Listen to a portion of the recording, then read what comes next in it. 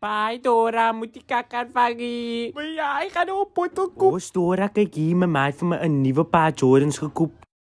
Dink julle Boots Jordans is fake? Sy het seker ala pension gebruik vir die Jordans. Sy bied die Jordans wegstiek nou. Ek moer iemand wat my Jordans wil afvat. Die is 'n paar bjalwe honde. Boots, hier's 'n tikkie. Hy gaan jou Jordans steel, my broers. Stiek dit weg. Hy gaan dit verkoop vir 'n R5 pakkie tik. Kyk Isa, gee vir my jou bjalwe Jordans nou. Of ek gaan jou frek stiek. En sy Dora, hou jou bek.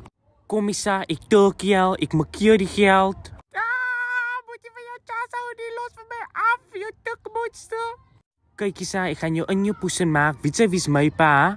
Vat net die Jordans, dan skiet ek jou frik. Jarre, ek wil net 'n bietjie tik geheer het. Nome ja. Jo, Dora, sy is mos kakgevaarlik en sy mal. Boots, gaat sy nie saam met my die bottel koopie? Hoekom loop sy weg, ha? Nee, wag, kom jy saam met my broers gaan 'n bottel nou syp?